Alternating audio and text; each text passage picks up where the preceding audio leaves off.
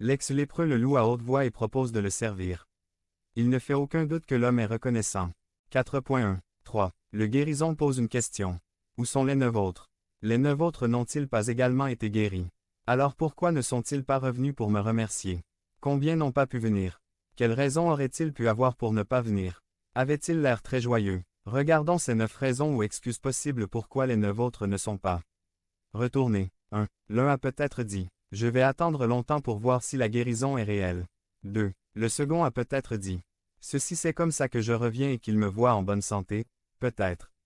Qu'ils voudront m'accuser et qu'ils voudront faire de moi un frère. » 3. Le troisième dit, « Alors je m'installerai avec Christ seul, et je saurai éventuellement où le trouver. Alors je vais le remercier. » 4. Le quatrième dit, « Ma maladie n'était pas aussi grave que celle des autres.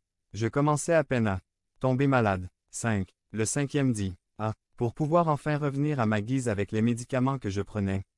J'étais déjà soulagé. Même si Jésus n'avait pas prié pour moi, avec ce petit médicament je serais devenu membre de la chaîne et nous aider à propager la parole de Dieu à travers le monde. » Samedi 16 mars 2024. P6. A guéri lentement. 6. Le sixième a dit, « Pourquoi est-ce que je reviens? Si Jésus ne m'a même pas posé les mains, s'il n'a même pas voulu me toucher, il vaut mieux m'envoyer chez le prêtre. Et c'est le prêtre qui m'a guéri. Alors, je ferais mieux de remercier le curé. » 7. Le septième dit, « C'est ma foi et ma détermination qui m'ont guéri si je n'avais rien fait, rien ne serait arrivé. » 8. Le huitième dit, « Ah, pourquoi est-ce que je vais là où est Jésus? Si après tout n'importe quel rabbin ou n'importe quel chrétien ayant la foi avait pu faire la même chose pour moi, mieux ici à la maison je peux remercier Dieu. Pourquoi aller au temple avec Christ? » 9. Le neuvième a dit, « C'était de la chance, je l'ai lu dans mon horoscope, et en plus la science est tellement avancée que j'étais sûr qu'elle guérirait quoi qu'il arrive. » Conclusion. Prenons un moment pour analyser tout ce que nous avons reçu de lui. Il est temps de lui dire adieu. Seigneur, tu m'as déjà tant donné, mais j'aimerais que tu me donnes encore une chose, un cœur reconnaissant. Un cœur qui n'est pas seulement heureux quand cela lui convient ou quand tu donnes.